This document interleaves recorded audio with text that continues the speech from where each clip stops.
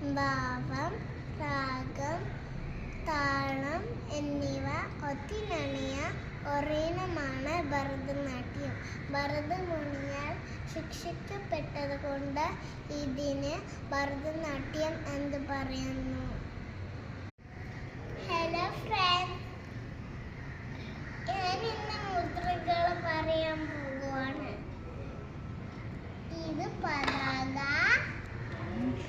ഇത് ത്രിപതാക, ഇത് അർത്ഥപതാക, ഇത് കർത്തരിമുഖം, മയൂരം, ഹരിതചന്ദ്രൻ, അരാളം, ശുദ്ധതുണ്ടം, മുഷ്ടി, ശിഖരം, കവിത്തം,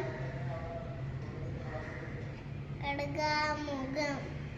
മുഷ്ടി, ശിഖരം, കവിത്തം, ഖഡ്ഗമുഖം. സൂചി, ചന്ദ്രകല, പത്മദോഷം, സർപ്പശിരസ്,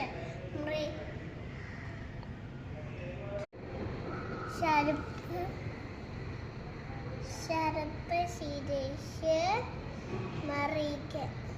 ഇതിനുശേഷം സിംഹമുഖം, കാങ്കൂലം, അളപദ്മം, ചതുരം, ഭ്രമരം, ഹംസാസ്യം, ഹംസപക്ഷം, സന്ദംശം, മുപ്പൂളം, താമരചൂഡം, ത്രിശൂലം.